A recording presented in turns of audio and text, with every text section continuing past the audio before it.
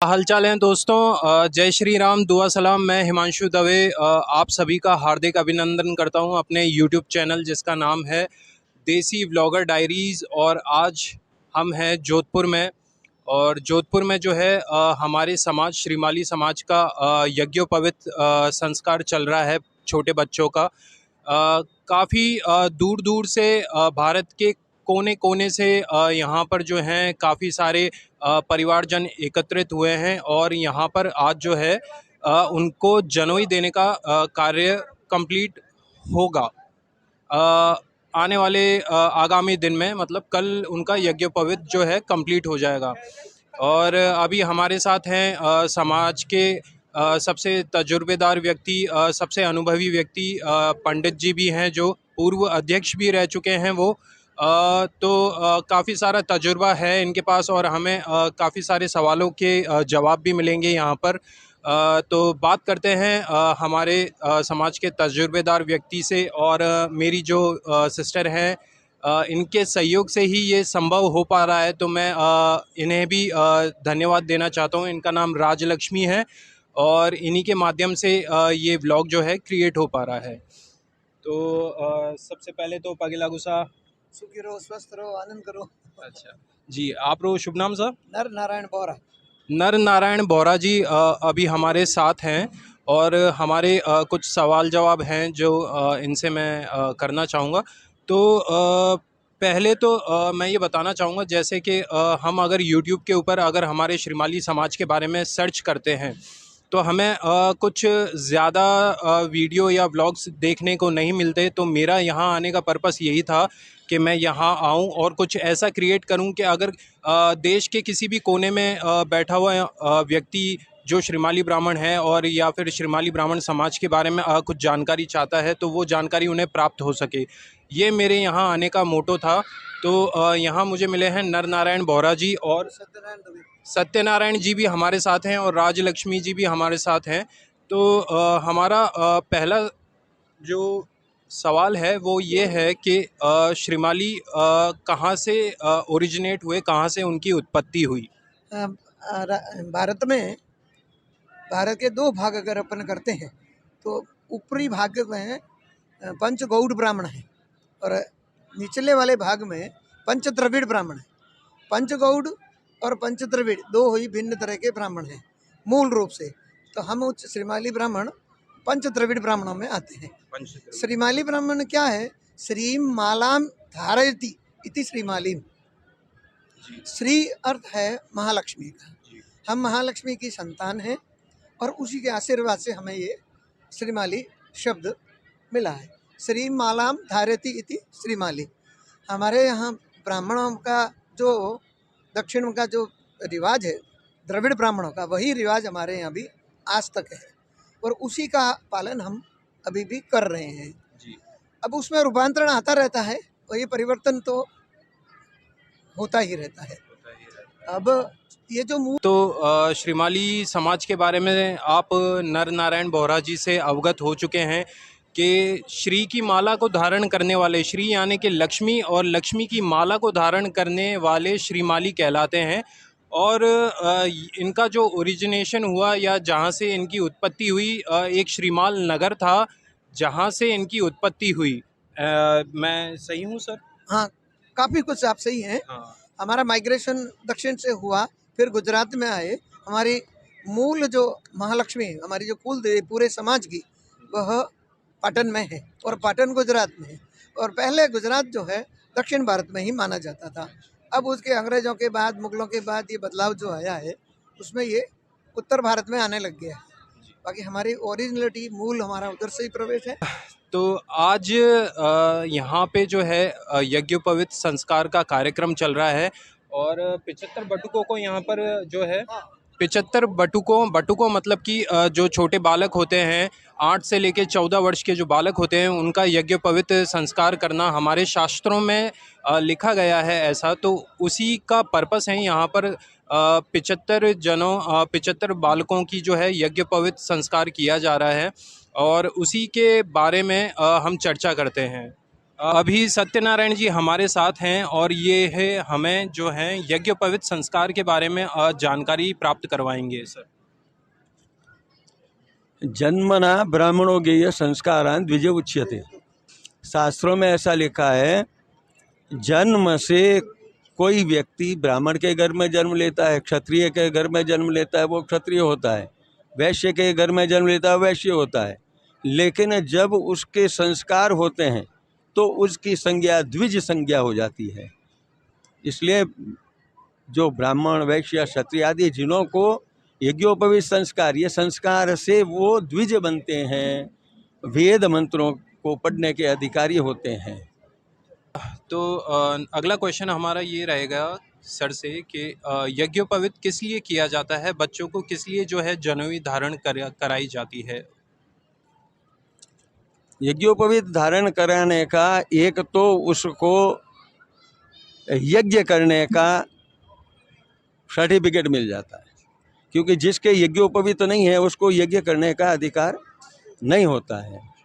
दूसरा, यज्ञोपवीत में 3 धागे जो उसको 3 प्रकार के ऋणों का बोध करवाता है। यज्ञोपवीत धारण किया, अब मेरे को ऋषियों का पूजन करना चाहिए, तर्पण करना चाहिए, देवताओं का तर्पण पूजन करना चाहिए और मनुष्यों का सम्मान करना चाहिए और वेद पढ़ने का अधिकार मिलता है। हम जनेऊ होने, यज्ञोपवीत होने के बाद में गुरुकुल में बच्चों को शिक्षा देते हैं, वेद की शिक्षा देते हैं, उनके अंदर वेद के प्रति भाव जागृत करते हैं, वो संस्कार उनके पास आता है, फिर वो यज्ञ कर सकते हैं।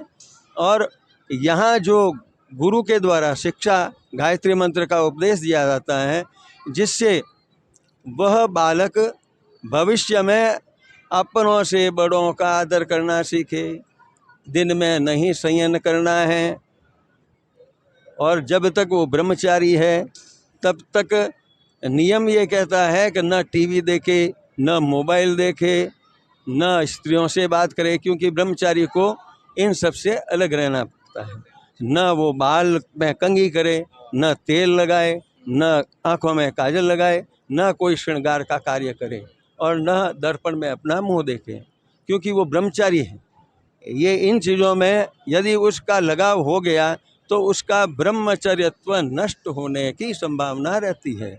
इसलिए यहाँ आचार्य लोग उनको ये सब शिक्षाएं देते हैं। फिर उनको संध्या वंदन कैसे किया जाता है, ऋषियों का तर्पण कैसे किया जाता है, देवताओं का तर्पण कैसे किया जाता है, इन सब का बोध कराया जाता है। ये 3 ऋण हैं हमारे ऊपर। इन 3 ऋणों को बताने के लिए यज्ञोपवीत संस्कार और यज्ञ के समीप जाने के लिए ये एक तरह का प्रमाण पत्र दिया जाता है। तो दोस्तों अभी आपने जाना कि यज्ञोपवीत करना किस लिए ज़रूरी है।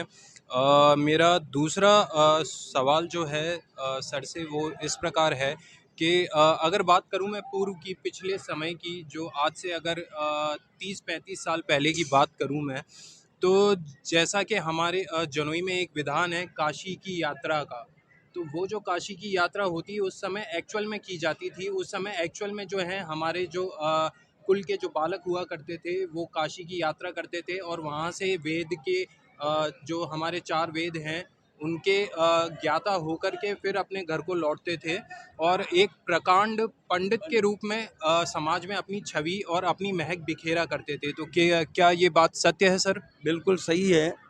पूर्व में ऐसी व्यवस्था थी कि बच्चा अपने गुरु के साथ पढ़ने के लिए गुरुकुल में भेज दिया जाता था।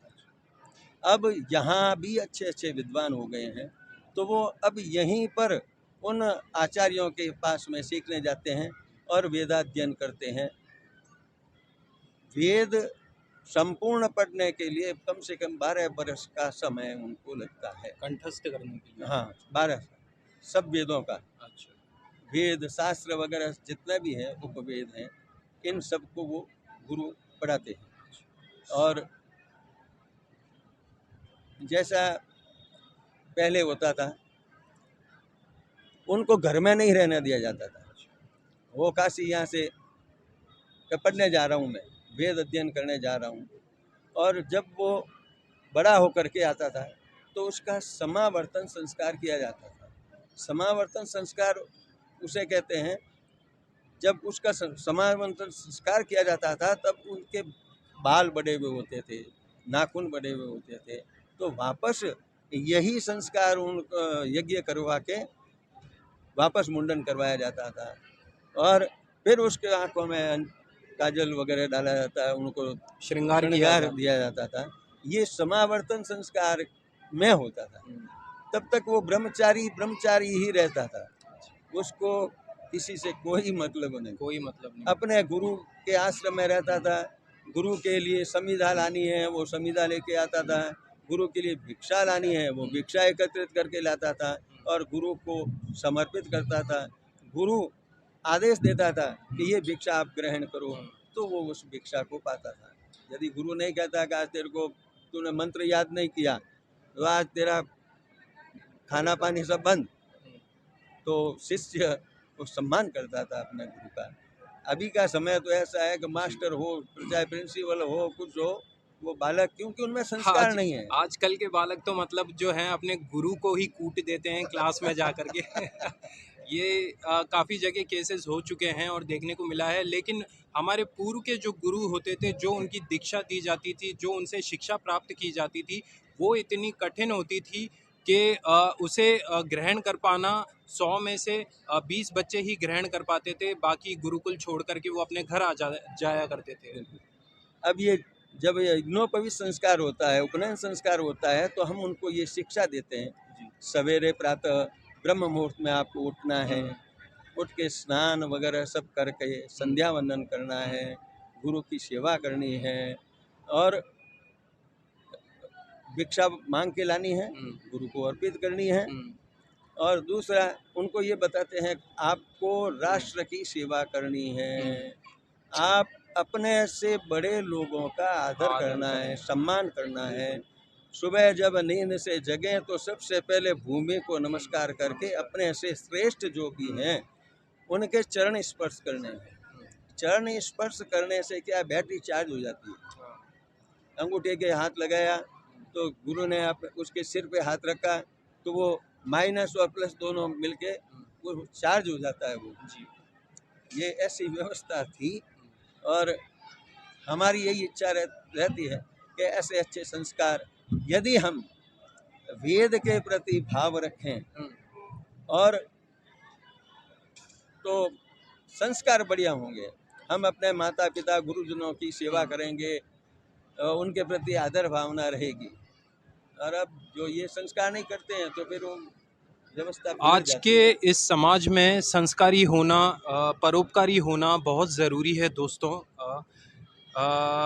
हमारा जैसा कि गुरुजी ने हमें बताया कि पूर्व के समय में गुरु जो है उन्हें भिक्षा लेने भेजा करते थे, यानी कि ये एक ट्रेनिंग हुआ करती थी उन शिष्यों की, जो मतलब कि उन्हें इस रूप में ढालती थी, मतलब कि मुझे अभिमान आ गया। अभिमान कभी भी नहीं आना चाहिए। तो जो गुरु होते थे उन्हें शुरुआत से ही ऐसी शिक्षा दिया करते थे कि बच्चों में जो है अभिमान नाम की चीज़ ही ना रहे। ज़ीरो से शुरुआत की जाती थी, ज़मीन से, धरती से जोड़ा जाता था उन्हें, और जब वो शिक्षा लेकर के अपने घर लौटते थे तब उनका रूप अलग ही होता था। सबसे शिष्टाचार से वो वार्तालाप करते थे, शांति और मृदुभाषी वो हुआ करते थे। उनकी वाणी अगर आप देखें तो वाणी जो वो बोला करते थे, वो ऐसी वाणी बोला करते थे कि सुनने वाले के दिल में जगह कर जाती थी वो वाणी। हमारे जो नर नारायण जी हैं, उनसे भी मैं इसके बारे में चाहता हूँ कि वह कुछ शब्द इस अभिमान के ऊपर, जो आजकल के जो यंग जनरेशन है जिनके अंदर अभिमान आ जाता है बहुत जल्दी, उनके लिए क्या कहना चाहेंगे, वह हम इनसे सुनते हैं। अभिमान तो किसी भी तरह का आ सकता है, पद का भी हो सकता है, ज्ञान का भी हो सकता है और लक्ष्मी का भी हो सकता है। अधिक लक्ष्मी हो गई तो उससे भी अभिमान हो जाता है। ज्ञान अधिक हो गया, लेकिन ज्ञान इसीलिए अधिक कराया जाता है कि वह उस अभिमान को छोड़ दे, और त्याग ही तपस्या होती है। तो हमारे यहाँ जो संस्कार है, संस्कार इसीलिए दिए जाते हैं कि आप उसका अभिमान न करें। आपको आता सब है, आप शस्त्रज्ञ हैं, शास्त्रज्ञ हैं, लेकिन उसके बाद भी सरल जीवन जीना। और ब्राह्मण के लिए तो विशेष ही परीक्षाएं हैं। जहाँ जहाँ भी जाए पूरे ही समाज को, जिसमें शूद्र से लगाकर ब्राह्मण तक, जिसको वह शिक्षा दे सके। और ब्राह्मण ही लगा, यजुर्वेद में श्लोक है एक, ब्राह्मणों से मुखमा शीतबाहुरा जन्या कृत उरु ददशी अद्वैश्य पदव्या कुशूद्रो जाए। तो ब्राह्मण जो है भगवान के मुख से पैदा हुआ है, तो उसकी श्रेष्ठता वैसी ही रहनी चाहिए। वचनम किम दारिद्र्यम, वचनों में दरिद्रता भी नहीं आनी चाहिए। तो इतना प्यार, प्रेम और इतना सरलता से बोले, जिसको भी समझाना हो, समझना हो। तो ऐसा नहीं, जिस तरह से एक बालक होता है अपनी माँ को 50 बार पूछता है यह क्या है, यह क्या है, माँ बताती रहती है और आवेग में नहीं आती है। और यही जीवन में यह होना चाहिए कि अगर वह बालक इस तरह से शिक्षा प्राप्त किया हुआ है तो उसे वह अभिमान और क्रोध नहीं आना चाहिए। सभी कार्यों में ब्राह्मणों के जितने भी ब्राह्मणोचित कर्म है उसमें सबसे पहले कहा गया है अक्रोधयति, अक्रोध है न, क्रोध नहीं करना है, कर्म में कोई क्रोध नहीं करना है। तो ये सबसे पहले उसकी शिक्षा दी, इसीलिए उसके संस्कार में और इसीलिए गुरुकुल में भेजा जाता था कि वह अकेला रहे, अकेला सोए, शयन करे तो भी ऐसी जगह जहाँ जो उपलब्ध है उसी पर शयन करे। ऐसा नहीं कि वो अब जो है आधुनिकता है तो है उसमें, लेकिन उसके बाद पहले ब्रह्मचर्य 25 वर्ष तक। जब 8 वर्ष के बालक को, ब्राह्मणा नाम 8 वर्षाणी, ब्राह्मणों के 8 वर्ष के बालक को यज्ञोपवीत कराने का आदेश है शास्त्र में। 8 से लगाकर 16 तक अगर बालक को दे तो देना ही चाहिए।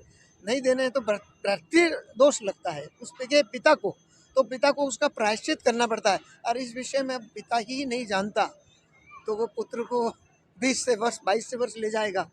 जबकि यह कर्म जरूरी नहीं है कि इतना वो विशाल करे।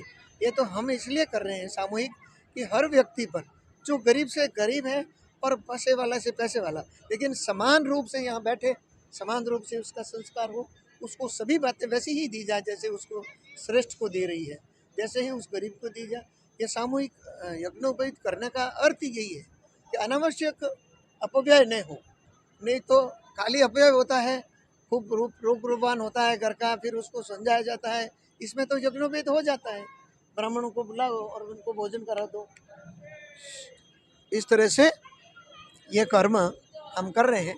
हमारा प्रयत्न है, सफल कितना होता है ईश्वर पर, और ईश्वर साक्षी है इसके लिए।